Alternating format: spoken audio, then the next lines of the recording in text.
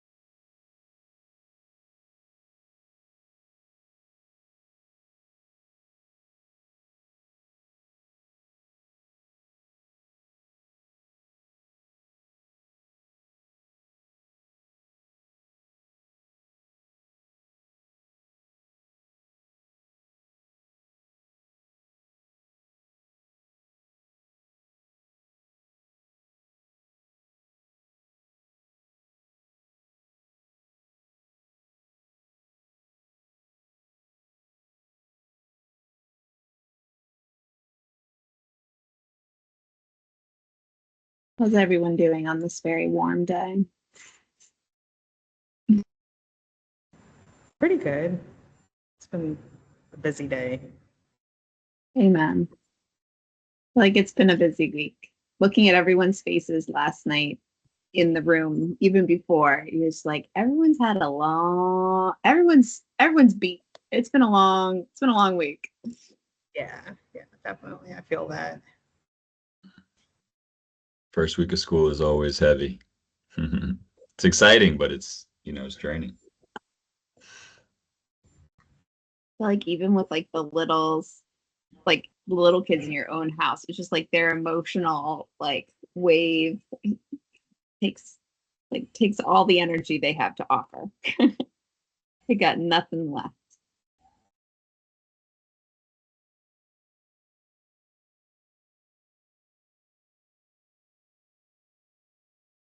Who else are we waiting for? Commissioner Rooks and Commissioner Sally. They're probably going to join pretty soon. I know the new time that we have is 4:15. That is true. So It's taking that last minute to send that last email or go get a drink or something to eat for the first time.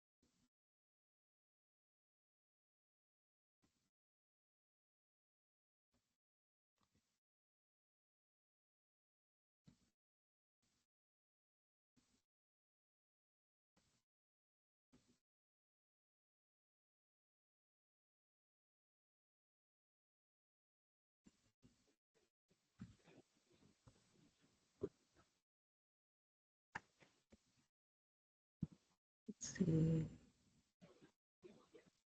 Yeah.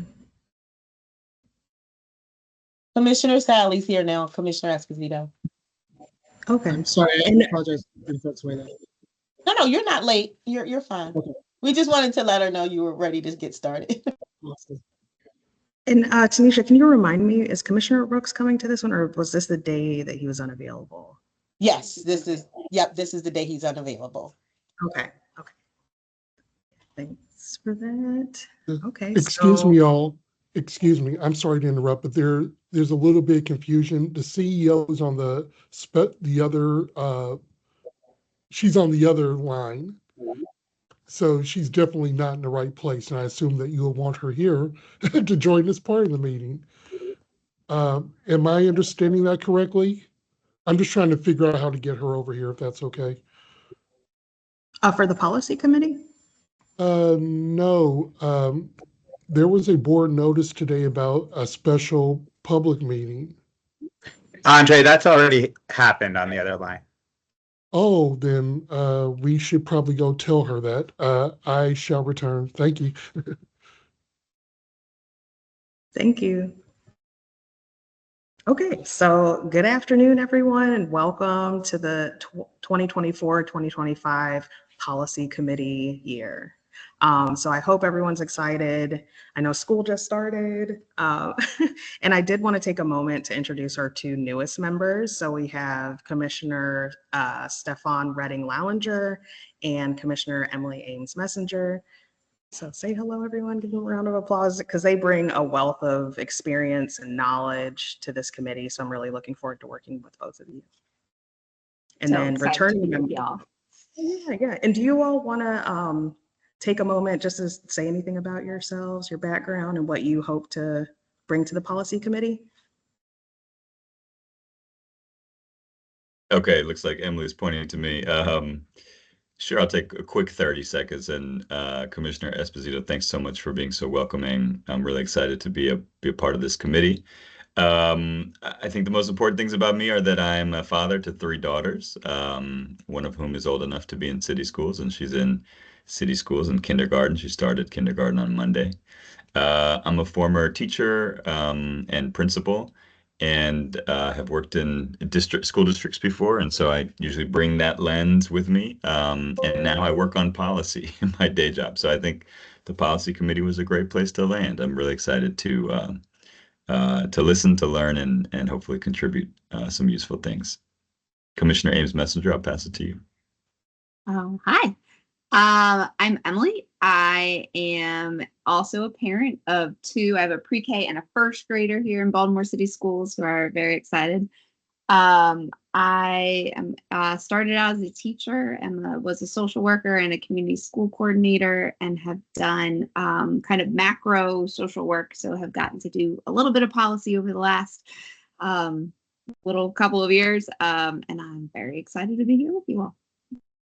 Learn the ropes. Let's go. Yay, thank you. Thank you so much. And returning members, we have Commissioner Sally and Commissioner Rooks, who were awesome last year. So I think we have like a really strong committee, and I know we have like a really busy calendar. So the policy, if anyone hasn't seen the policy calendar, the 2024-2025 calendar has been published.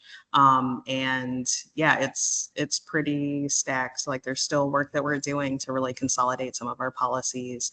And we're definitely going to have a lot of valuable compliance reports this year. So let me see on our agenda. Oops, let me pull it up. It looks like the first presentation that we have is about our non-discrimination policies and changes that address the state law HB 130 or 1386, school employee anti-bias training.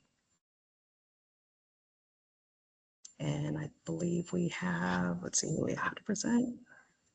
Hi, everybody. It's Josh Sivan. I'm the Chief Legal Officer for City Schools.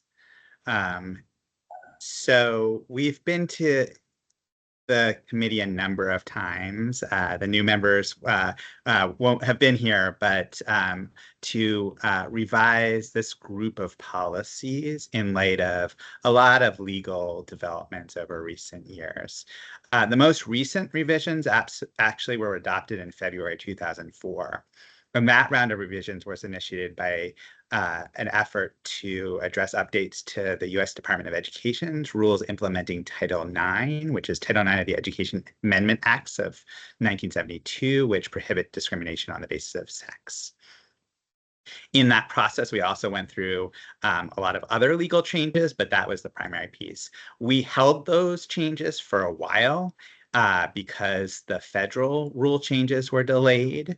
But when it looked like those were going to continue to delay and we wanted to ensure that we were prepared for this school year, we decided to move forward with what we could and delay the remaining pieces until after the rules were adopted. So now the final Title IX rule has been published. It was published on April 29th, 2024. And it largely kept with the initial rules, but there were also additional proposed changes. The rules went into effect on August 1st, 2024, and they apply to prospectively to sex discrimination that occurred after that. Should note that the U.S. Department of Education is also considering separate rules around discrimination in athletics. That's not covered here, so that could be something that we'd have to come back to these rules, but that's not what we're dealing with now. So, just to recap, there's been a lot of flux, in part implementing and changes in administration from the Obama administration to the Trump administration to the Biden administration. And here are some of the evolutions over time. In addition, right after the Title IX rule was put into effect in August, multiple states and several school districts across the nation filed litigation challenging the act. They mostly focused on the interpretation of sex in the law to include gender identity, discrimination based on gender identity. And also they challenged the broader, by which I mean more encompassing, definition of sexual harassment. So far, there's been a lot of federal court action over the last couple months, and federal courts have enjoined, which means prohibited, implementation in 26 states. Maryland's not one of those states. In essence, the existing interpretation of Title IX is consistent in state courts. So we're hopeful that it will not be one of those cases where litigation is still pending. You may have seen recently, maybe as recent as last week, I'm losing track of time with the opening of schools. The Supreme Court was asked to prevent those injunctions from going into effect. They declined, so that case may well get to the Supreme Court. In the meantime, our judgment is that we should move forward with getting our regulations ready to implement, because the U.S. Department of Education has made clear that in the states like Maryland, where there are no injunctions, they are going to enforce those rules. So just to show you the breadth of this applies to our non-discrimination laws and policies regarding students, regarding employees, and then we have a set of policies specifically focused on sex-based discrimination, both students and employees, and also rules that are implicated here on pregnant and parenting students. So most of the changes in the Title IX rules are consistent with the existing board rules that we most recently revised in April. So just this, we broadly prohibit all forms of sex-based discrimination, require school districts to provide all students access to bathrooms based on their gender identity. I'm just going through this. It's a couple clicks. We add definitions based on parenting status. We require our Title IX coordinator to monitor for barriers to reporting. And this is all in the existing rules that the board has already adopted. We also require the Title IX coordinator to support and consult with schools. We have a grievance procedure that applies to all sex-based discrimination, not just sexual harassment. Couple more pieces. We require prompt and effective action to end any prohibited discrimination. We require supportive measures, meaning like counseling and the like, for both complainants, meaning people who have alleged discrimination that they experience, and also people who are the alleged perpetrators as appropriate. And we designate all employees as mandatory reporters. We make sure that we take into account particularly the impact for students with disability of any discrimination. And we make sure that also, if we need to convene an IEP meeting or even think about the ways in which we need to particularly provide supportive measures to students with disabilities.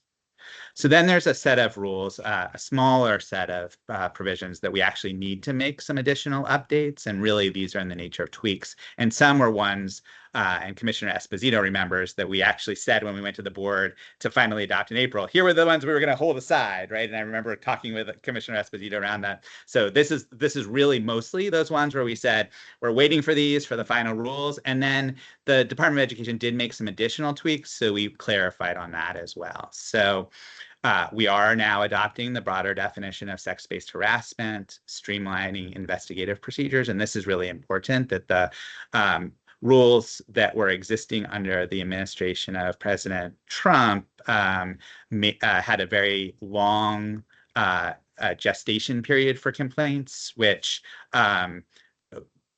the ability to go quicker here also makes sure that we can quickly come in and address situations that our students in K through 12 are experiencing. Mostly those rules are better situated for colleges and universities.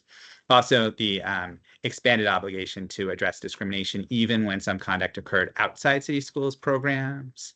I'm not reading through all, but we revised the definitions, clarified some procedures for dismissal of complaints, clarified the informal dispute resolution procedures, some notice requirements, supportive measures, and responsibilities. So those are the just big buckets of things that we went through with a fine-tooth comb. The regulations are super long, but we wanted to make sure that we got all of them. Then also we made some minor additional tweaks because we were preparing for a rollout of updates to our all staff fair practices training, which actually rolled out on everyone last Wednesday. All city schools employees got notifications of that updated training that we are really proud of aligning, and that training moving forward. And that training also aligns with some state law that requires school districts to have anti-bias training. So that's incorporated in. So just so that the public and you all know, this updated training has 4 modules, one on equal employment opportunity, which we've had and we're updating. And then additionally, we're addressing 3 student topics in particular that either have had significant legal change or we've gotten lots of questions in our fair practices department. Student bullying, harassment, and intimidation, supporting LGBTQ plus students and employees, and respecting religious diversity. We have had some positive feedback. One principal said that this was the most informative training that they'd received on this topic. So we were proud of that. And we set aside some time in pre-service for staff to take this training, which takes between 60 and 90 minutes. And already, as of the first day, we'll get updated statistics, but as of the first day, over 3,000 staff people had participated in the modules. So because these are minor updates required by changes of law, and just to be clear to the newer members, we have each policy as a tier of engagement. You'll see tier 1, 2, and 3. This one's tier 1. So for those, we post on the website, and we also go to our key stakeholders for written feedback with the option if they want to have a presentation. So that's our presentation, and now open for questions. And I'll pass it to the other commissioners to see if anyone has any questions. Thanks so much. Mine is just a general. Oh, go ahead. Oh, go ahead. Mine is just a global, thank you, Chief Siddons, for the continued evolution of this. It's exciting to see how this continues to evolve year over year. So I appreciate the work that your team and others have done, especially hearing the feedback that we provided last year on the training front. I think is really key and pivotal, and it's exciting to see this come to fruition. So thank you. Absolutely. Hopefully we'll go by with 1 year where we don't come to revise these policies, because we really want to make sure, and it's important to us, that our staff understand this and are clear on what the rules are. So we've been really thoughtful about that as well. Awesome. Thank you. Yeah, I'd like to second that, and I'm really glad to hear that many of our existing policies were already sort of forward-thinking in a way that meant that we didn't have to do too many changes here, so I appreciate that. Can you give me a sense, Chief Sivan, you may not have numbers offhand, I guess I'm just looking for a ballpark, I'm not looking for specifics here, but about how many discrimination complaints we get per year that would fall, and I don't know if you have it by category or just if you have a general ballpark, and if it's something to get back to me on, that's totally fine. I'm just wondering about how we're doing here in terms of the number of complaints that happen on an annual basis? It's a really good question. We do actually 2 compliance reports. So for many of our policies, we have compliance reports that also come to this commission. We have a slew of them, not this one for this week, but we do one on the employee policies and do one on the student policies. So on the employee front, that's the ACA, ACB, and I can circulate or point you to where that is. We were just preparing the one for this year, but we're in the, I think, I don't want to, around somewhere between 60 and 100 complaints plus accommodations and the like. And the student number is larger, but we fold that in. And I think this is important with our bullying report, because one of the things that we've made a big stake in the ground is that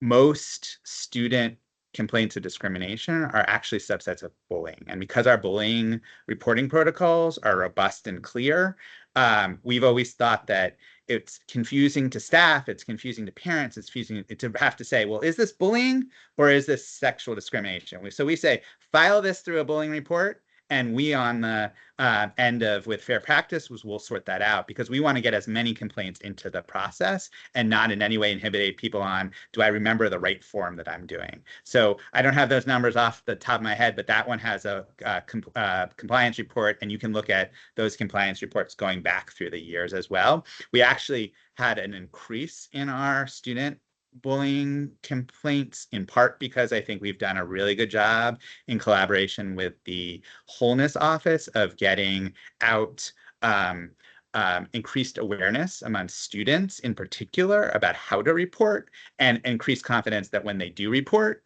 our staff will be responsive and not just say, oh, we're not going to even investigate, but take it seriously and respond. Great. Thank you so much, Chief. The new school-based signage on that is really great. So well done. Kind of looking for, you're talking about having changes coming up, hopefully not. Just looking at the comprehensive school health framework is coming kind of down the pike, both from MSDE and then also possibly through the legislature, and just realizing that what we're teaching in the language we're holding accountable for with adults in the system, and how that mirrors what's coming from an instructional lens throughout our students, like how, and that's a state process, but like what's the process of looking through to make sure that those things align, and that's not going to cause great confusion. Question, and thanks, by the way, at the beginning for the shout out about the posters in schools. Katia Stokes, our director of whole child services, has made a big push about making sure those are visible.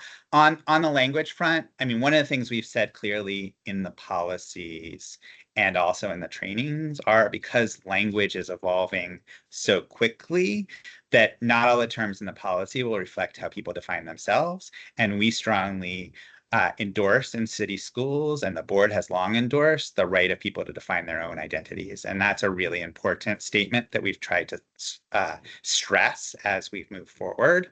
And I think part of the really challenging part of the policy development and policy review work that you're embarking on us with is not just how do we align with what the feds are saying, but also what the state's saying, and then also what all our other policies are saying. So we just reviewed our wellness policy, which talks about our comprehensive health framework, but making sure that our wellness policy talks to these policies, making sure that our health curriculum talks, and frankly, that, state of Maryland has a different definition of harassment than the feds do. So trying to write our policy in a way where we've erred generally, the board's been a leader of this, and saying we want to take the most expansive view of protection. So when we've gone through the standards, the state of Maryland standards actually broader than the standard under federal law. So we've adopted the state of Maryland standard as the standard we, meaning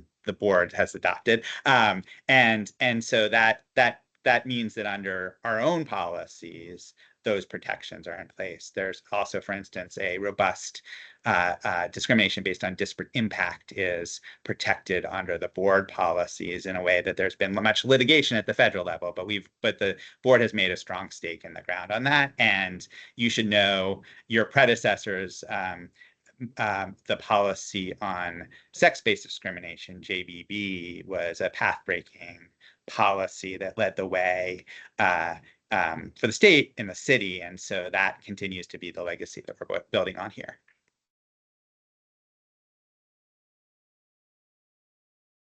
Awesome. Thank you so much. Yeah, I don't have any questions, but yeah, I appreciate it. We'll keep you posted and monitor the legal dynamic. And thank you so much. Thank you. And up next, we have policy JFBA, school choice processes and entrance criteria.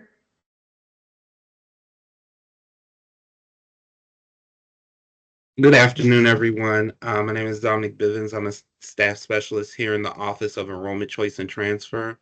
And so I'll be talking with you guys about our middle and high school choice process.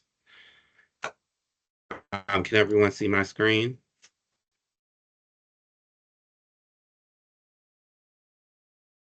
Yes. Good to go on my end. Yeah.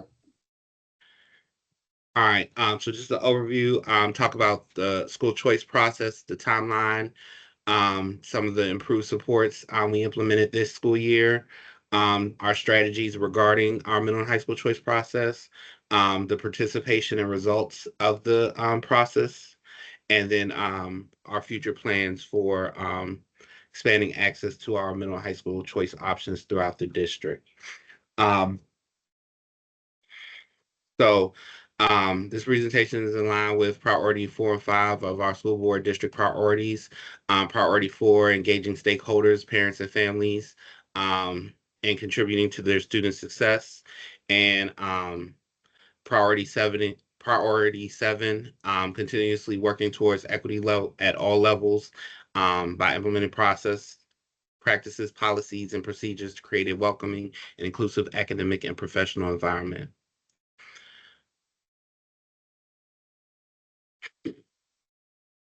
So one of the first things we want to make sure we do as a district is engage students early in the middle and families early in the process. And so in 3rd and 6th grade, we want families to be researching the various school options and understand how their academic performance impacts their eligibility for our entrance criteria, schools, and programs. By 4th and 7th grade, we want to make sure families know their school choice liaison, understand their students' interests and goals and the schools that align to their children's interests and goals. And remember that grades and test scores, again, impact those eligibility for our entrance criteria, schools, and programs. So usually in October through January, we have our various middle and high school choice options host shadow days and open houses where families can learn more about a particular school community, as well as host information sessions that are usually directed by the choice liaison for the different sending school communities. By December, we launch our annual school choice fair, and then students and families have access to their composite scores, which we use to determine eligibility for the entrance criteria, schools, and programs. And families can begin filling out their school choice application. And we also create guides for families about our various schools throughout the district. By February, we released the results of the school choice process, and families received their offer letters, letting them know what school they were accepted to or received an offer to attend. And then we also launched the second round of the application for those families that want to look at other placement options or did not have the opportunity for whatever reason to participate in the first round of the process. So the way that our school choice process works here in Baltimore City is that families can select up to 5 schools on the application. We use the Gail Shipley matching algorithm to place students at the highest possible choice according to how they rank their choices. So we emphasize to families it's important to list schools in order of preference, as that's how the algorithm works to match students to their highest possible choice. Over the past several years, we've consistently been able to place students at their first and second choice 65-75% of the time. For our entrance criteria schools, we use a ranking system in which students are ranked based on their composite scores, and the students with the highest composite scores are the ones to receive placement in those entrance criteria schools and programs. For all other schools and programs, a lottery is used to determine placement.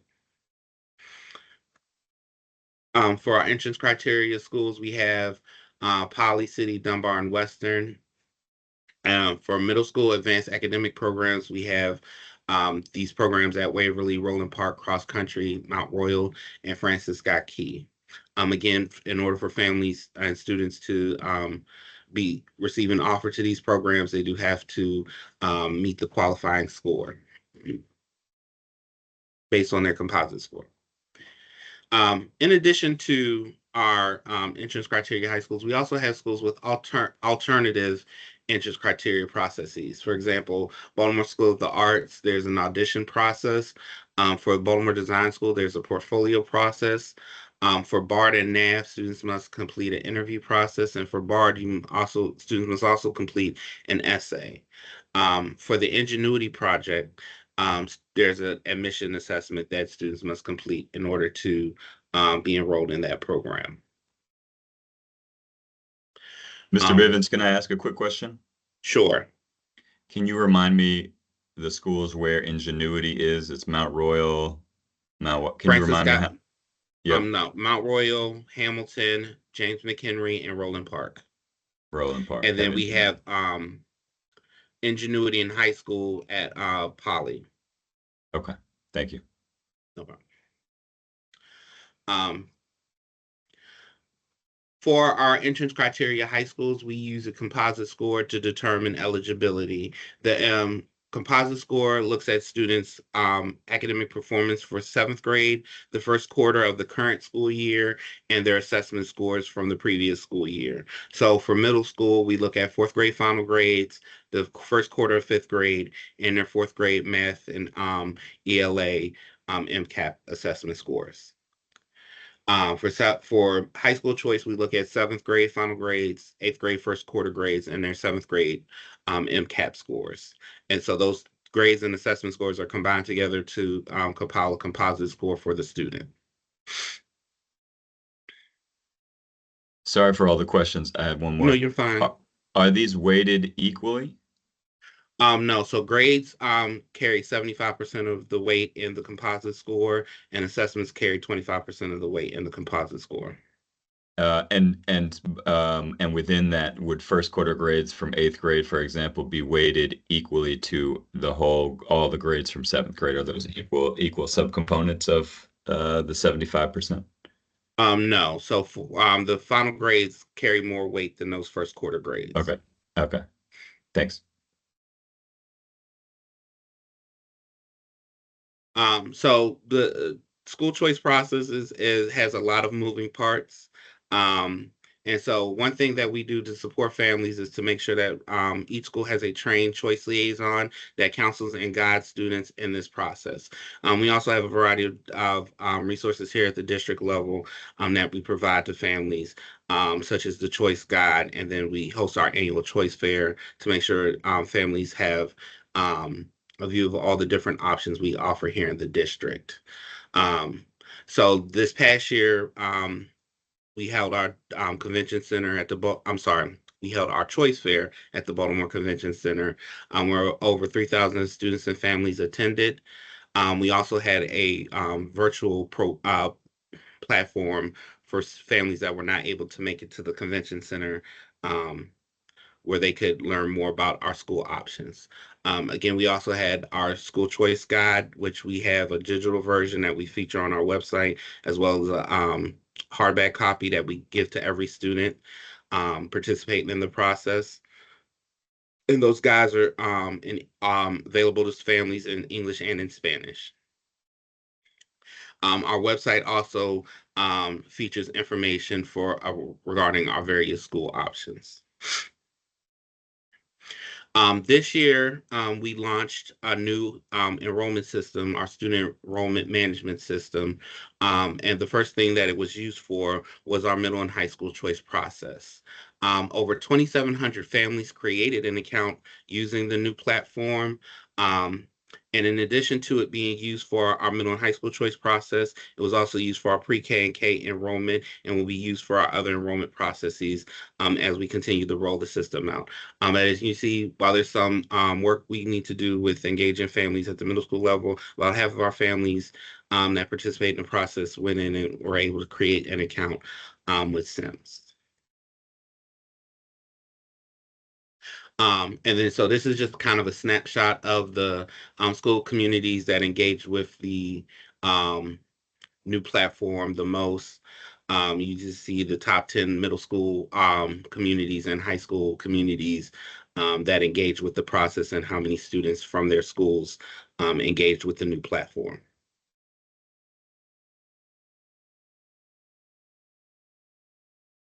All right, so now I'm going to talk about our middle grade strategy and some of the changes to our high school choice process that were implemented this past year.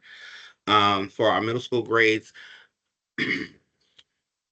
all of our fifth graders are placed in what we call priority groups, where those of our those fifth graders that do not have a zone middle school for their residents, we consider them priority 1, and so they receive preference and placement in this process. But it's the middle school choice process is open to all fifth graders, so any fifth grader can participate. But if you are a fifth grader at a K-8, for instance, you already have a sixth grade seat, we consider you priority 2 because you do have a sixth grade seat guaranteed to you at your school. But again, you are welcome to participate in this process to request and select other placement options. In addition to the priority preference for those students that do not have a zone middle school, we also have a sibling preference. So if you have a sibling that attends a particular school, you will receive preference for placement at that school. Location preference. So we try to place students that live in Northwest Baltimore at schools in the Northwest quadrant of the city, because we don't want our babies taking 2 and 3 buses to get to their middle school site. And then, as I mentioned earlier, that priority preference for those students that whose resident is not zoned to a middle school. These preferences, however, do not apply to advanced academic placements. Again, those are based on the composite score for students. And then over the past several years, we've added additional middle school sites to our middle school choice process for families to select. And so this is just a list of the different programs that were added over the last several years.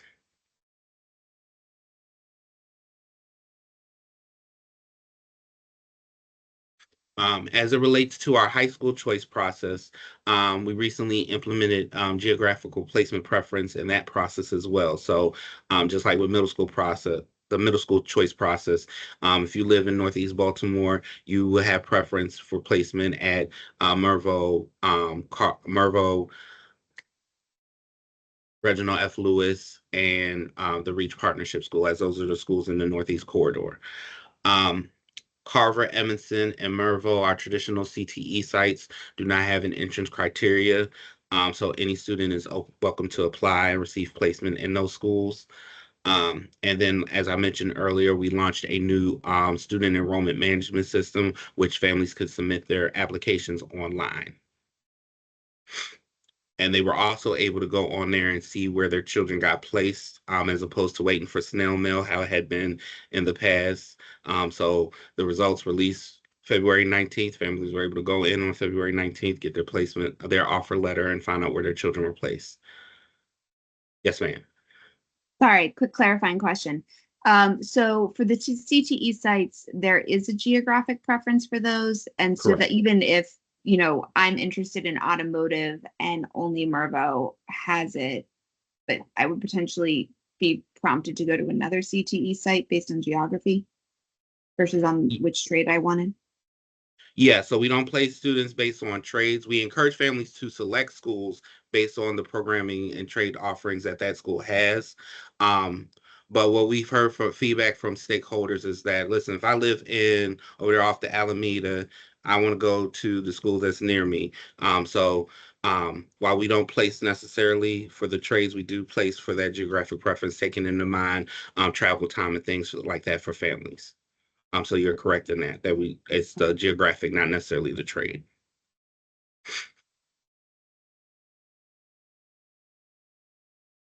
But sorry, just to clarify, but Yeah. that student could technically still get into Mervo. They just wouldn't have The the preference, right? I mean, if I lived, sorry, go ahead. I'm just trying to understand the. Dominic, That's can I great. help and jump in for a second? Is that okay, Sure. Dominic? You're doing a great job, sir, but I wanted to, hi, everybody, Chief High Hubbard. I just want to offer that we had so many complaints from families who lived across the street around the corner from a school that they couldn't get into the CT program that were in non-entrance criteria schools, that we did a little bit of preference for those students to be able to get in. That does not mean they can't go somewhere else. It just gives them the preference in the lottery. It gives them a little bit of an advantage because they live so close to the school. And we've had this for multiple sites across the cities, but they can go anywhere. It's still open to them. It's a question of travel and how far they want to go. Is that That makes helpful? That is helpful. Can you help distinguish a little bit the preference versus a priority? So preference gives you a bit of an additional weight in the lottery, whereas a priority means if you're in the priority, you just get consideration ahead of the people in priority group 2. So for Go high ahead, school, Dominic. there aren't any priority groups, right? Because there are no zone high schools. Yeah. So it's just that geographic preference that that like Chief High Hubbard said would give you a slight advantage. But there are no priority groups as it relates to our high school choice process because we don't have zone high schools.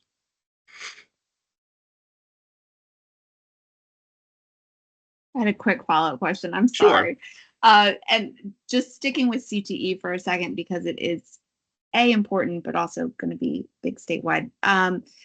Do you have a sense of, and if you need to get back to us, that's fine too, a ballpark of the number of students that are not getting into their CTE site of choice, and or folks that are then transitioning as their sophomores and or juniors and are actually getting tracked into their trade-based classes?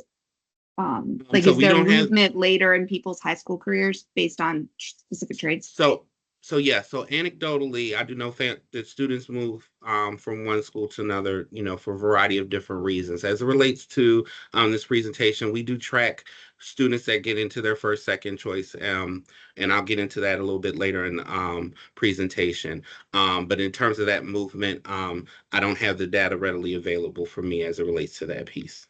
Yeah, and I think the fidelity to the CTE program would really be a presentation from the secondary success and innovation team where they track what's going on with CTE. Dominic can tell you who's moved where, but it wouldn't tell you the trajectory of courses and how they're making it. So if I know John Turner helps us with this, we can make sure that there's a note for that team. They can probably provide that information when they are doing their updates for you as well.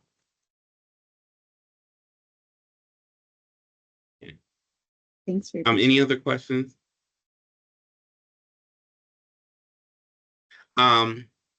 So in addition to those changes, as it relates to high school choice and the formula, we only use one formula to determine eligibility for those entrance criteria high schools. For a few years during the pandemic, we were not using assessment scores in the calculation. Last year, we went back to our standard practice of using grades and assessment scores in the calculation. So for this cohort that would participate in choice last year, we used the MCAP scores, and we will be doing the same for the cohort participating in choice this school year. And again, we look at that 7th grade, and we look at the current school year, the first quarter of the current school year. One other thing is in that in years past, we would give students a 10% bump in their grade in the calculation of the composite score if they were taking honors, IB, or ingenuity courses. It's now just a flat 10 points. The reason for that is that if you had students that were scoring really high, like getting a 95, they weren't getting the full 10% because the scores were capped at 100. And so now they would get those 10 points. So let's say you scored a 95 in your honor science course, it will be calculated as 105 in the calculation of the composite score.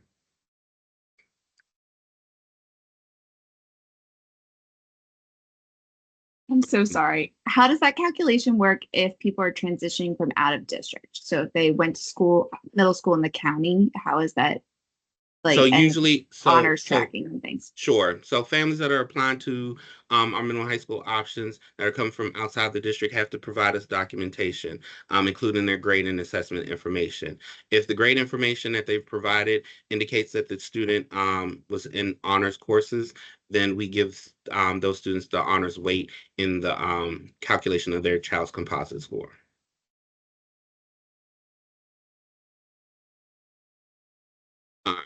So now I can get to the numbers. I'm so sorry. That last follow-up question. And does that count even, are they then put in through that lottery system as well if they're transferring in as like a 10th grader or 11th grader? No, Or- so we don't. So we don't Okay. run the lotteries for those grades. It's just for the ninth graders. We look at seat availability and all those things, and it's our formal transfer process for those students in those upper grades. That's a great question, though. I have to tell families that all the time. School choice is just for our 5th graders going to 6th graders and our 8th graders going to 9th grade. So thank you. As it relates to our participation rate for high school, we had 91% of our 8th graders submit a choice, participate in our first round of the choice process, with over 70% receiving their first choice. This is really huge because in years past, as I've been doing this work, it's usually been around 40 to 50% that get that first choice. And so with our new system, helping families to make more informed decisions, we had 70% of our students receive their first choice. So, that's, for me, that's really great news. Is the more students that are getting in their first choice, the less they're coming during our wonderful summer transfer window. Middle school choice, we had a participation rate of 72%. I do want to give some nuance to this because I know that number is alarming, but there are some nuances as it relates to the middle school choice process. Number one is, again, that priority placement. Some of our middle schoolers don't have a zone middle school to go to. And so this number is not encompassing of all of our 5th graders that participate in the process, but those priority 1 students that do not have a zone middle school. Many of those students, or I won't say many, but you have some that opt to just participate in selecting a charter school or private school, parochial school, and opt not to participate in this process. And so those kind of nuances vary from cohort to cohort in terms of the participation rates for this particular process. Another thing that I want to make note of as we go to this next slide is that middle school choice, particularly for those advanced academic programs, is way more competitive than it is for high school placement and entrance criteria programs. For instance, Roland Park's advanced academic program has 90 seats, and you may have 600 5th graders applying for that program. So you have about a 15% chance of receiving placement in Roland Park's advanced academic. Conversely, you look at a poly, that might have 1,000 applicants. They have 400 seats that are given in the choice process. So then you have about a 40% chance of getting into poly as opposed to a 15% chance of getting into Roland Park's thing. So it's kind of a numbers thing. So that I just wanted to give that nuance to these numbers as it relates to that process. We recognize there's still a lot of work that we have to do as it relates to middle school choice, but again, just wanted to give and highlight some of those nuances.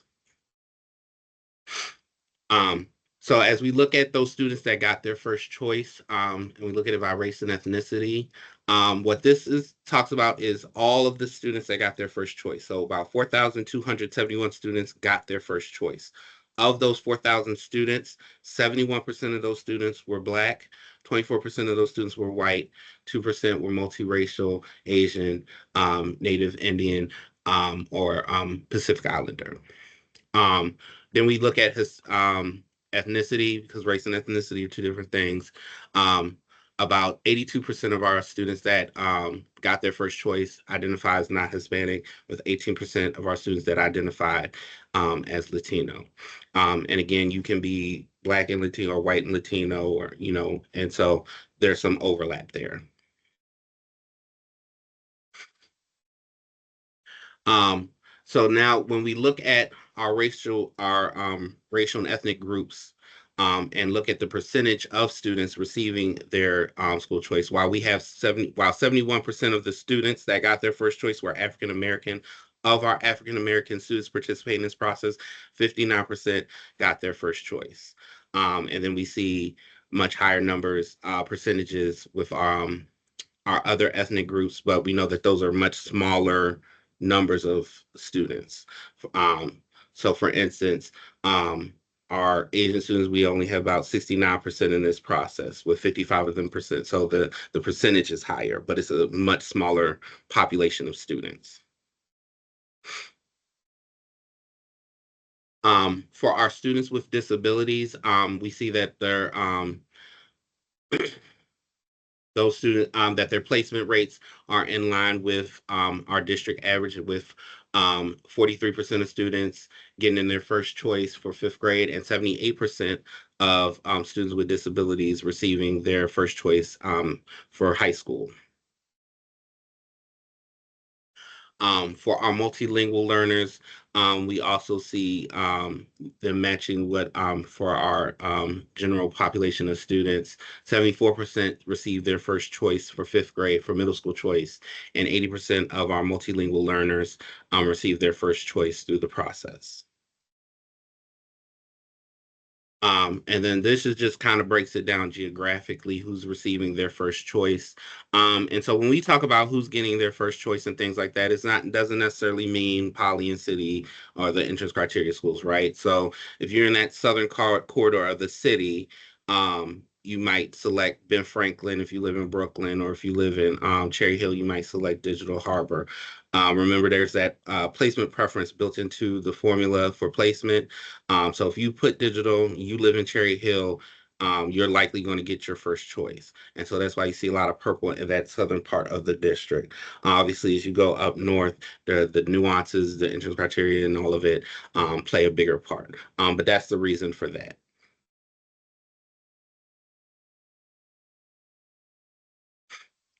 And then as we look at school community, neighborhoods and students receiving their first choice, these is kind of breakdown of the top 10 neighborhoods in our district where students are receiving their first choice, with students in Highlandtown, Park Heights, and in Bel Air Edison receiving the highest number of students. But again, if you go back to the map, you see that it's again, because of the nuances of what students are selecting and things like that, it doesn't necessarily reflect, but they have a larger number of students as well that impact that. And then we also look at the school community of students that are receiving their first choice. And so this is showing last year who the top sending students, and then this year. And so while we have our usual suspects, Roland Parks and your Mount Royals, you also have schools like Katherine Johnson and Cherry Hill where students are, and Vanguard where students are receiving their first choice as well. And then when we also looked at the percentage, because I know that we have some very large middle schools, some very large elementary schools, and we have some very small ones. So we looked at the percentages as well. And so Margaret Brent, while a small school, had the most highest percentage of their scholars receiving their first choice.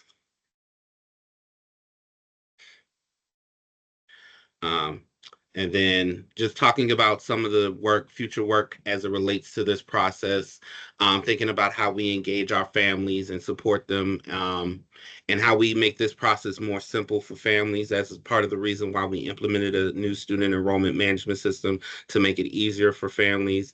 There admittedly have been some bumps with new application, as is with any piece of technology.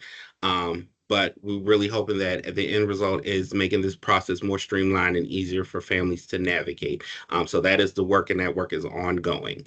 And leveraging our different supports here in the office to make sure that families have access to information about this process. While school choice sits in enrollment, it's impacted by so many other offices, OAA, ONI, and communications. All these different offices work together to make sure that families are making informed choices about their middle and high school options. And then just moving forward, making sure that we're continuing to look at and revise our school choice process and policies, looking to expand middle grades options, and looking at how we can present and create more options and opportunities for families at the middle school level, and then looking at our overall school portfolio, and where we have different CTE programs and things of that nature. Again, ongoing work as we try to make this process better for for students and families.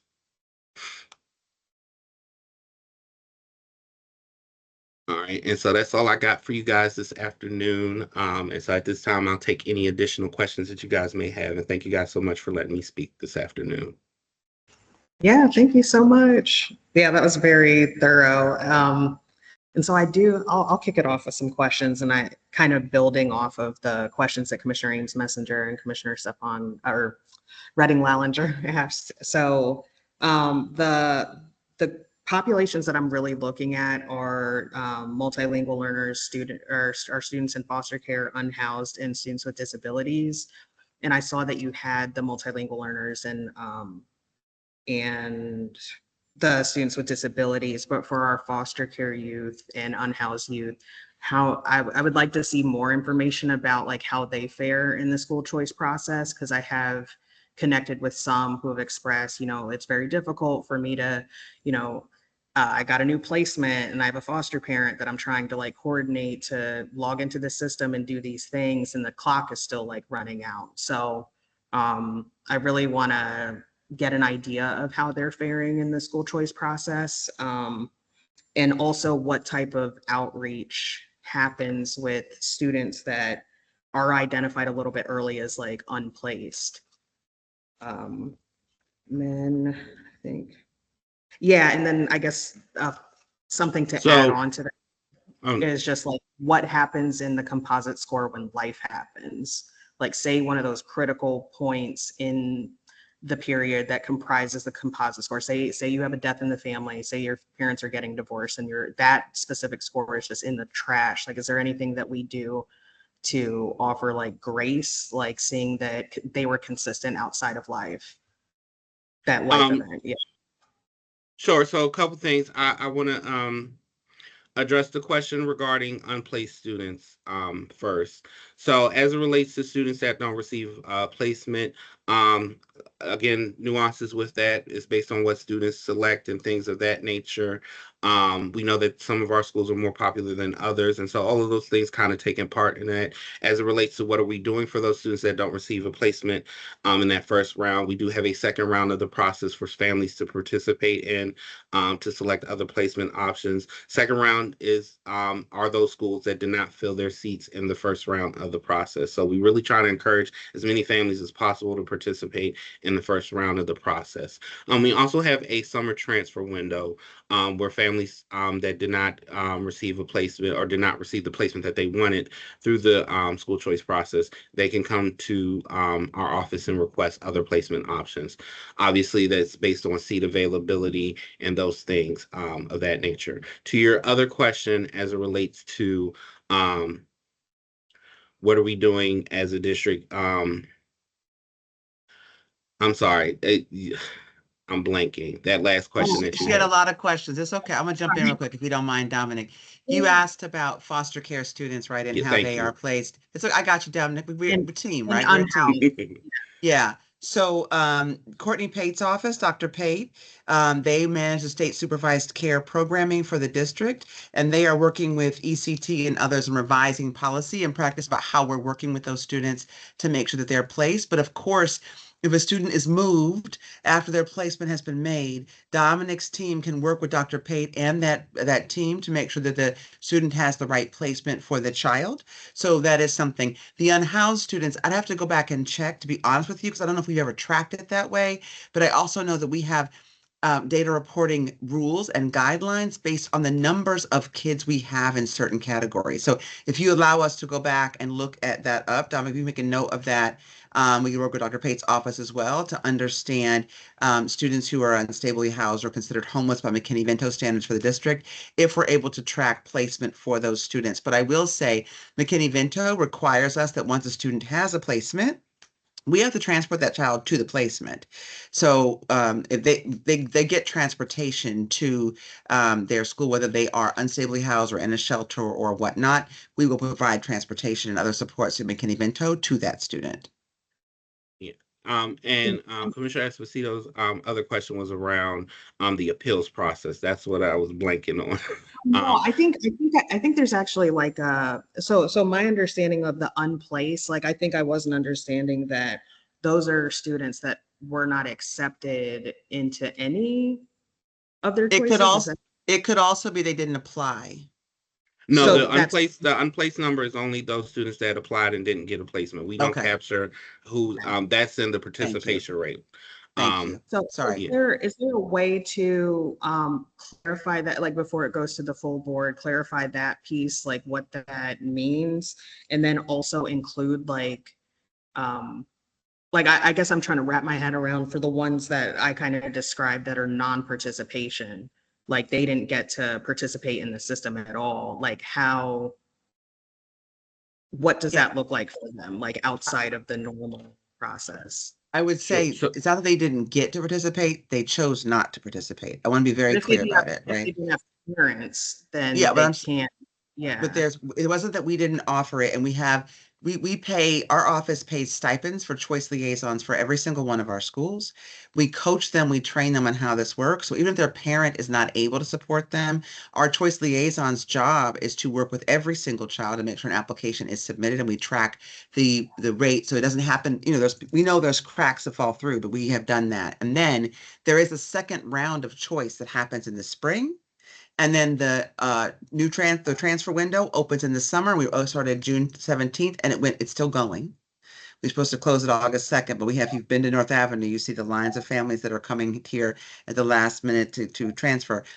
We have that through the summer as well. So that's where those other students are. And then Dominic can also place the students if he needs to. Okay. Right, so that's what I was going to address. So those students that don't receive a first or second round placement, our office does place based on where students reside, their composite score, and seat availability.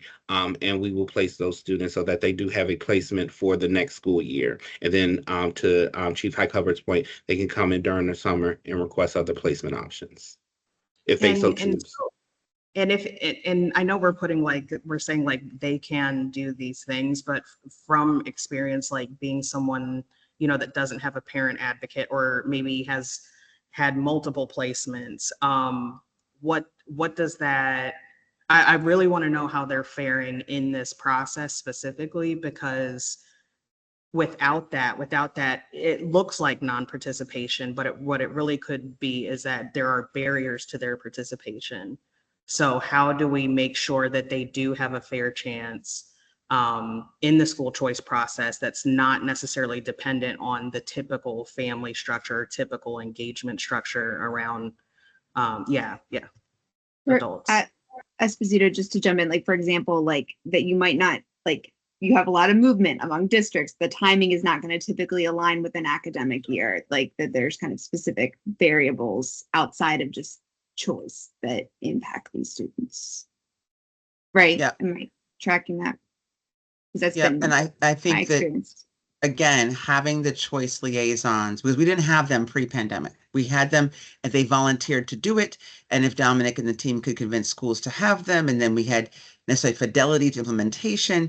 And so we have seen that with the stipends provided to those folks, the tracking of what kids are submitting, doing, et cetera, has increased tremendously.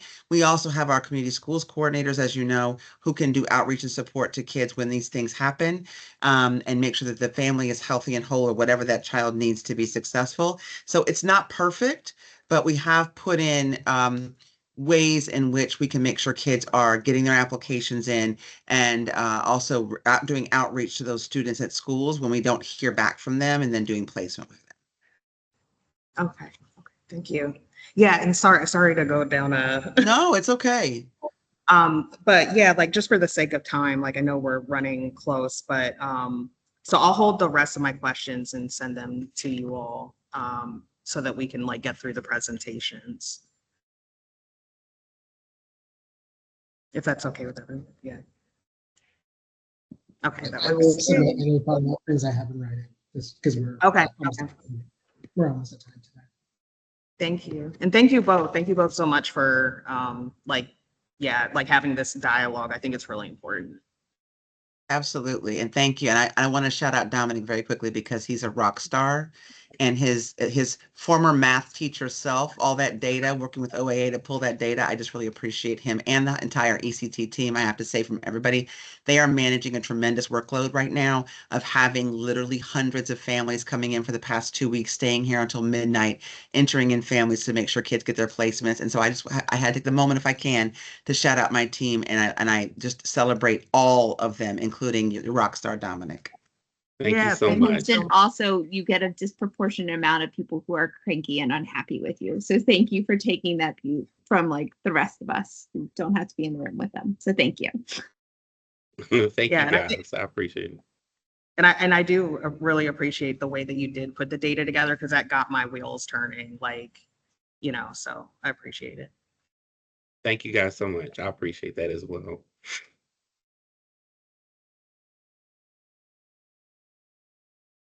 Looks like next we have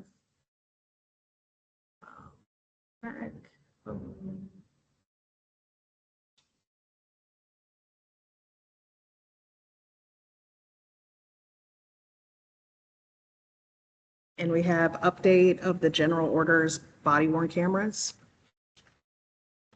Good afternoon, everyone. My name is Stacy Toze. I'm the chief of schools, and I too have a rock star team. So joined with me in the room, we have Major Norman Coleman, we have Chief Jeffrey Shorter, we have Director Sabree Barnes, and also who's going to be co-facilitating our Director of School Police Systems and Logistics, Nick Smith. So this is a very exciting topic, and we are happy to present it to you today and also to receive some feedback. So today's presentation will focus on updates to our school police general orders, specifically regarding the use of our body-worn cameras. This initiative is part of our ongoing efforts to enhance safety, build trust, and ensure the well-being of our community. And we'll cover aspects today such as the guidelines for usage, privacy protections, and the phased implementation plan. But before we dive in to the updates, briefly want to discuss what the general order is. A general order is a comprehensive directive that outlines the conduct, the duties, and the procedures of police officers to ensure consistent and lawful operations within the law enforcement agency. So these orders are crucial for maintaining professionalism, transparency, and accountability within our police force.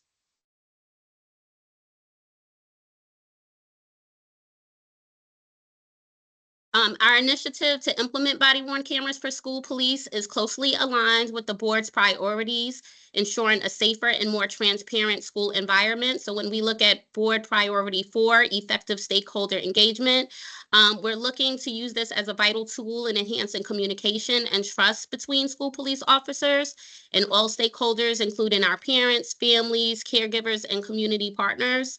When we look at board priority number 5, equal access to district services, resources, and facilities, we want to ensure the success of our students, staff, and the surrounding community. That's paramount for us. So the introduction of body-worn cameras underscores our dedication to providing a safe and equitable learning environment. Something also to know is these cameras help to ensure that all of our students and our staff have equal access to a secure educational setting, free from bias or misconduct. By maintaining a clear record of interactions, we can address concerns promptly and fairly, ensuring that our school district services and resources are utilized effectively to support the success of our entire school community. So the updates to our school police general orders, particularly regarding body-worn cameras, are designed to further this mission. Our school police mission statement is projected for you. And by implementing body-worn cameras, we aim to enhance safety, accountability, and transparency within our schools. So these updates will help us build stronger relationships with our families, our school communities, ensuring all interactions are conducted with equity and impartiality.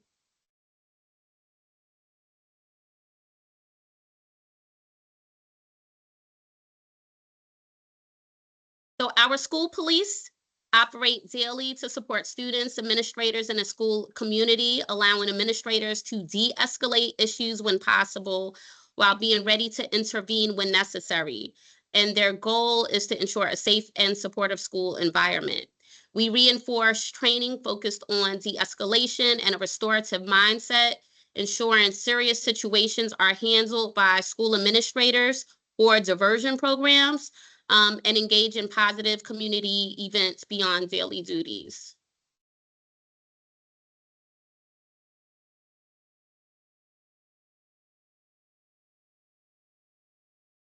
There's actually one slide that I don't see, but as a broader part of our broader school strategy, in April, we went over at a Safety and Wholeness Committee meeting, the people structures that support school safety. So we're not going to review that today.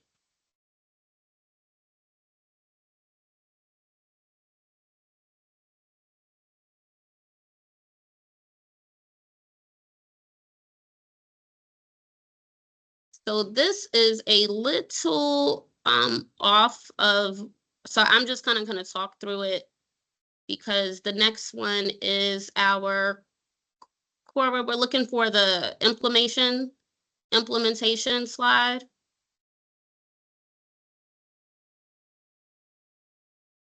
Nope, nope, nope.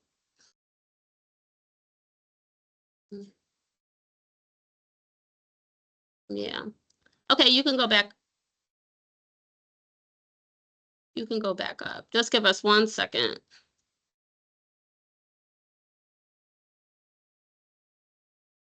All right, so I'm going to talk about our implementation. In September 2022, the board approved revisions to our general orders 1037, marking the official start of our body-worn cameras initiatives for school police, and this set the stage for a phased rollout aimed at enhancing security within a city schools. By winter 2023, key team members from city schools received specialized training from Baltimore City Police Department, ensuring the readiness for the integration of our body-worn cameras. This spring 2024, we began training our school police officers on body use cameras and established pilot protocols, which were publicly shared on our city schools website to make sure that we were maintaining transparency. So currently we're in phase 1 of the pilot, and that has been conducted from July, which was the start, and it's going to go to December 2024. And the focus for our phase 1 pilot is to focus on patrol officers, which is allowing us to gather data and refine our approach.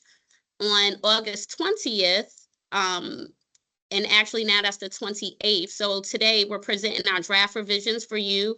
And with this, we're also going to make sure that they are available online. And I believe as I'm still talking, they're going to try to get the slide up for you to see. The formal adoption process will begin with the first reader September 2024 and the second reader on October 22nd. So our hope is for phase 2 of the pilot to start in January 2025 after the board adoption. And this, we want to expand our body-worn camera use to all officers, including patrol and school-based officers. So again, we're currently in phase 1, and phase 1 is only our patrol officers.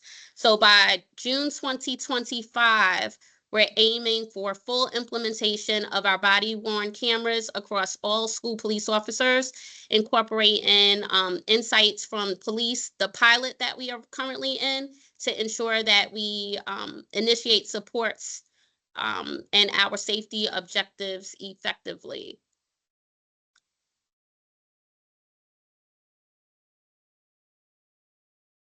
and we should be on slide number 7.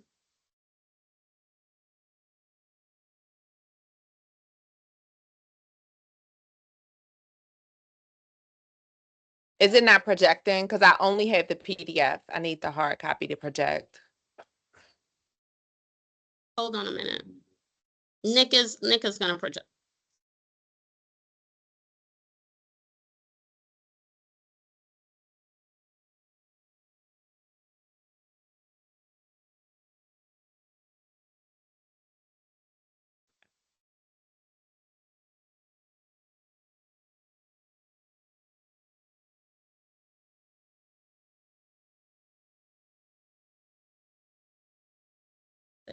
Yep, just scroll down.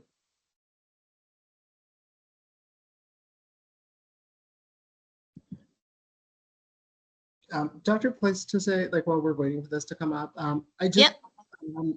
a quick question that That's it. is top of mind Yeah. for me, is just thinking about, given we have a new chief of police for Baltimore City Public Schools, how much time has he had to liaise, like, and work with this policy? And I know the obvious answer, but I just want to make sure I'm very.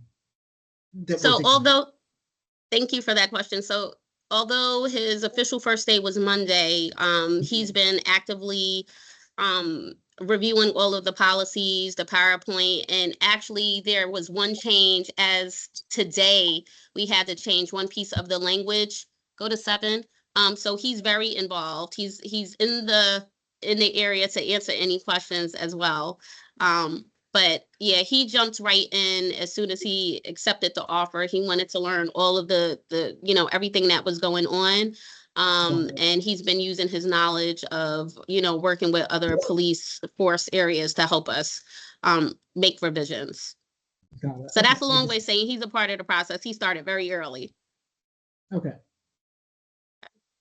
Okay, I so just want with to make the, sure that like nothing is like too premature before us, before like he's had an opportunity to like really thoroughly just digest like where we are as a system and like the type of implications for all of our interest holders involved. And so just something I just want us to think through cognizantly as a body.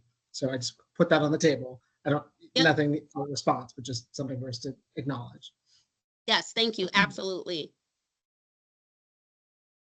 So this is our current state. Our current state, we're operating under a limited pilot for body-worn cameras. So right now, it's only our patrol officers that are utilizing body-worn cameras, and they are looking at our policies and training procedures from Baltimore City Police Department.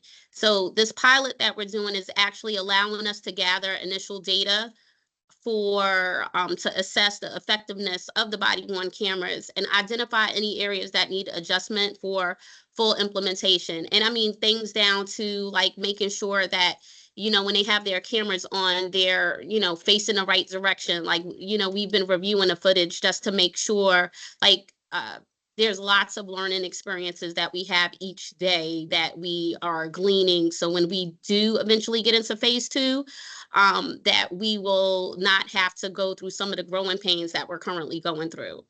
Some of the restrictions that we have right now, according to our current general order, school police are instructed not to use the body-worn cameras when they're responding to calls for service involving students in city schools during school hours. And also they are not allowed to use them during activities related to school-sponsored event, both on and off of school property. So for example, if a patrol officer gets called to a school, when they enter the building, they turn off their cameras right now because our general orders does not allow for them to turn the cameras on at this time. What we are looking to do with these revisions that we're proposing for the general orders is we're actively trying to revise them to get detailed protocols for how we will use them in schools once we are able to turn the cameras on. So these updates are essential for moving to our phase 2, and using them in broader use. So these new protocols that we're proposing is going to address the unique circumstances of a school environment, considering factors such as like student privacy, the nature of school interactions, and being in the presence of minors. Again, as we move forward, and if the board approves, we're using the information that we get currently and the best practices from other jurisdictions, and input from our school communities to make changes, and we're implementing these changes to make sure that the body-worn camera align with our mission to create a safe and supportive learning environment, while also making sure that we're respecting the right and the privacy of our students. So once the revisions are complete, we will transition to phase 2, which again will not be until January. And the goal by that time is to have the cameras turned on, because by July 2025, the state law, all police officers have to have body-worn cameras on. So we are trying to do some proactive work to get them turned on right now. So getting back to our body-worn camera, we are making sure that the revisions are aligned with our policies, with federal and state law, as well as our board policies. And the alignment is crucial for safeguarding student privacy and recognizing, the unique role of school police within the school setting. Go to the next slide, please.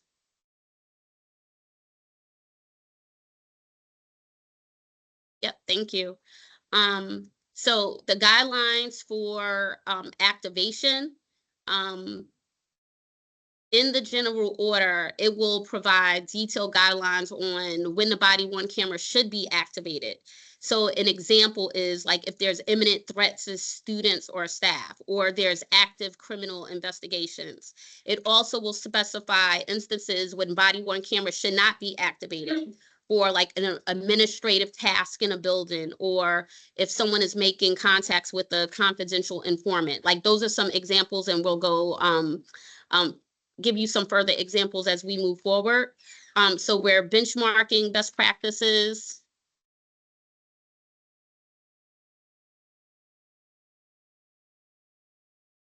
From Baltimore City Police Department and other jurisdictions.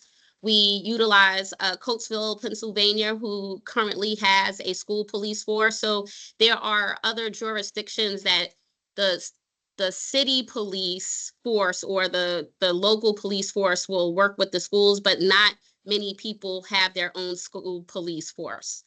So that's something important to note.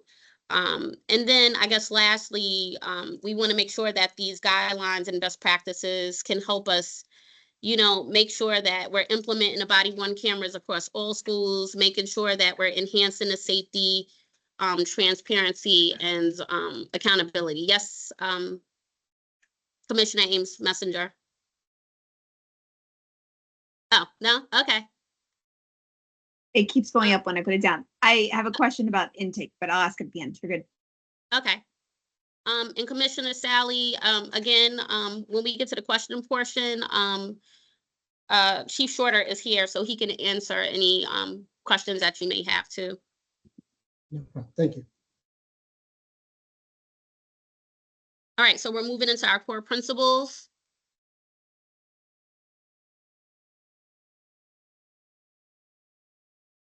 Good evening, everyone. Nick Smith. Okay. Body-worn cameras, they contribute to significantly enhance professionalism, transparency, and accountability by providing clear documentation for our officers in their interaction with the student population and our community at large. They play a crucial role in evidence collection and ensuring that the investigation and legal processes are based on accurate and objective information. It also helps to maintain the integrity of the body-worn camera recording with strict guidelines that are in place to prevent tampering to securing the body-worn camera data. Privacy protection protocols are established to safeguard the privacy of students and staff, ensuring that body-worn cameras are used responsibly. Comprehensive training will be provided to officers on proper use of the body-worn cameras and relevant legal considerations. We've collaborated with the actual vendor and with our partners at Baltimore City Police Department to ensure that our officers are receiving state-of-the-art training. Additionally, body-worn cameras are instrumental in de-escalating situations as they encourage calm behavior from both the officers that are in the field and the individuals that they're involved with. We're committed to continuously refining our policies and protocols based on feedback and best practices. And this comes from our officers that are in the field and the community at large. And also, like Dr. Tosay said, we've done extensive research with departments that look like us and some that don't necessarily function like us, but they perform some of the similar duties that our department does. This approach ensures that a balance between maintaining transparency and respecting the privacy and rights of the individuals that we interact with on a daily basis. Next slide, please. This slide outlines the policy regarding the activation of body-worn cameras by school police officers. It states that school administrators are responsible for disciplinary intervention for students' behavioral infractions, and school police should not be involved in routine disciplinary matters. School police officers are not to activate their body-worn cameras in school buildings, on school property, or as Dr. Tosay mentioned earlier, during school-sponsored event. And this is unless they're responding to an imminent threat or a serious harm to students, staff, or members of the school community. There is an active criminal law enforcement action or an investigation on the way, or an encounter becomes adversarial and cannot be de-escalated after initial contact in a situation that would not be otherwise required recorded. Next slide, please. For incidents that do not involve students but require investigative or enforcement-related actions, the body-worn camera must be activated immediately. When responding to any in-progress call or activity that is likely to necessitate immediate criminal law enforcement action, officers are required to activate their body-worn cameras without delay. Additionally, for routine non-emergency calls for service, the body-worn camera should be activated immediately before arriving at the scene. These protocols ensure that all relevant encounters are documented, maintaining transparency, accountability in the law enforcement activities that we conduct. Next slide, please. The body-worn camera should be activated in several critical situations to ensure proper documentation and accountability. These include arrest and any other use of force issues that might arise. The camera must also be activated when operating a vehicle in emergency response mode or when conducting a stop such as a traffic stop, bicycle, or pedestrian stop. Additionally, the body-worn camera should be turned on when transporting individuals under emergency petitions or during encounters with the public that becomes confrontational or when complaints are raised. These protocols are in place to maintain transparency and to protect both the officer and the public. Also, one thing we would like to add, so like on this, as of today, like we made another change. So like the word interviews, that's something that we will be taking off of our, like revisiting that portion. So to your point earlier, Commissioner Sally, we've had Chief Shorter take another look at it, and that's something we will be making a revision to as well. Slide, please. In a school setting, school police must carefully balance privacy and investigative concerns with the need for transparency, while adhering to public disclosure laws. There are situations where privacy or dignity should take precedence over recording, such as avoiding the recording of an individual who are nude or when sensitive areas are exposed. Additionally, body-worn cameras should not be used in areas where there are reasonable expectations of privacy, like locker rooms, dressing rooms, or restrooms. Importantly, officers must obtain consent before recording interviews with victims of sex offenses. These guidelines ensure that students' privacy is respected while maintaining the integrity of the police work.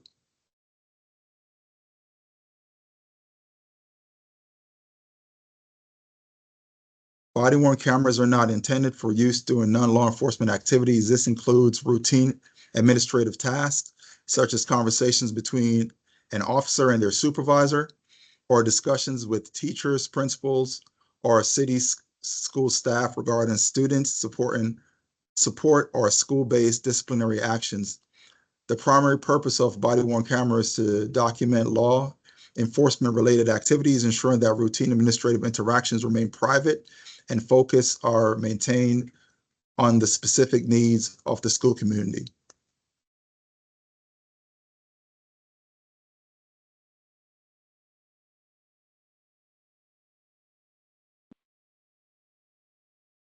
So engaging stakeholders, including students, parents, guardians, staff, and the broader community is crucial in developing and refining our body-worn camera policies.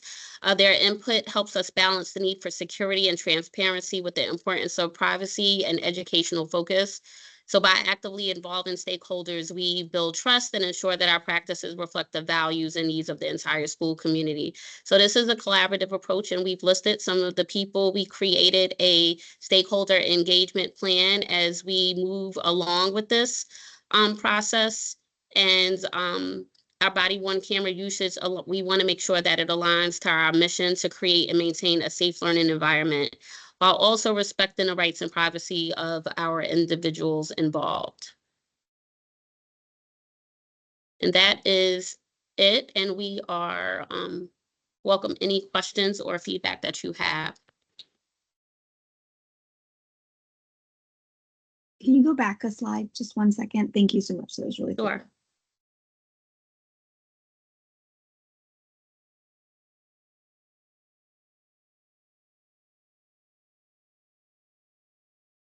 This one?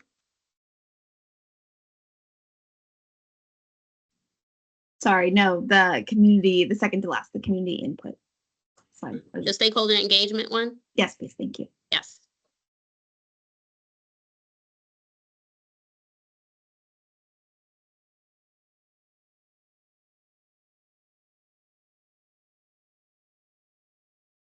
Thanks for your work on this. I know it's hard to do when there's not a lot of precedent other similar districts with police forces. So thank you.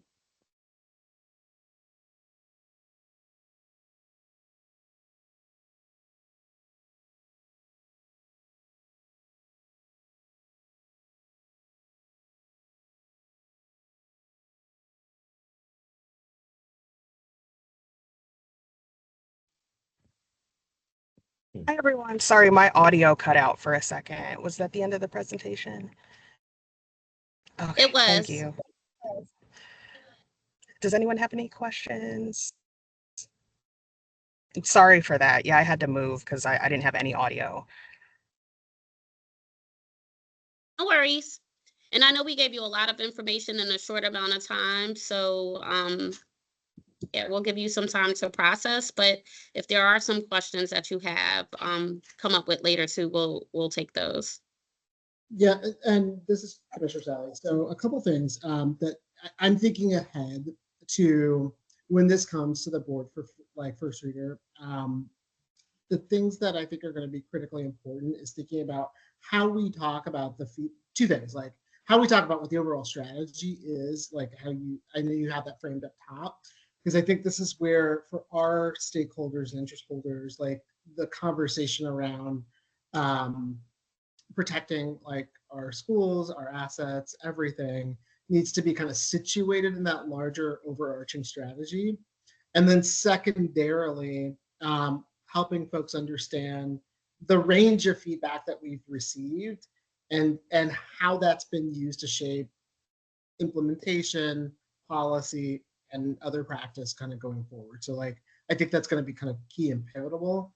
And then third on the back end is kind of monitoring and measuring, like from an accountability standpoint, like as we're looking at incidents, compliance, other things like that. And the learning angle of this is thinking about how proactively upfront in this policy, we're discussing like what that looks like and how the board and the public is kept abreast of that. And I know some of that is required in state law and other kind of guidance that we need to, or regulations that we need to follow. But I think all of that makes for a more cohesive presentation so that this is not lost on, this is not kind of attacked as a singular standalone policy, but rather like seen as a comprehensive set of work going forward to really support our students, our educators, and our assets. Thank you for the feedback. And then the other thing is, one thing I think is missing for me is seeing a little bit more around just civil rights, and like I will, because we're over time right now, is like helping the board understand, you know, how we're considering like civil rights obligations, because this new leg of work and this support, I think kind of continuously situating in that, and then recognizing, you know, our work and our obligation to meet like the civil rights data collection and talk about incidents and things like that. So I think just talking about how we're upholding civil rights in all of this work is going to be critically important. In my humble opinion. I met you. Thank you for the receptivity. Thank you. A wondering to add on to Commissioner Sally's pile of wonderings. I think looking at specifically because we have the benefit of a pilot of looking at like what's coming out of the data that's coming out of there, what are the types of things when there's specific asks referencing that, like how is that flow of information being stored? When is it being released? How is it being released? How is it being evaluated? Would be things that I would wonder coming out of the pilot. Again, to that like larger narrative, transparency, concerns about rights, concerns about privacy. Thank you. I'll just chime in really quickly and say thank you so much for your work on this. It is a lot of information. It's very, very thoughtful. So I want to be thoughtful with my follow-up. So I'll probably reach out over email, but thank you. Thank you.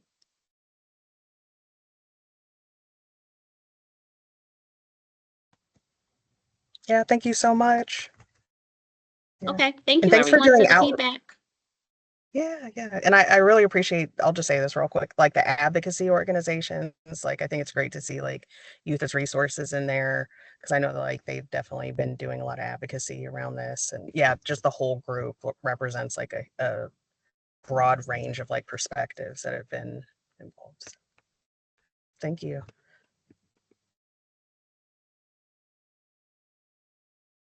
And doing this the first week of school. Thank you. Yeah.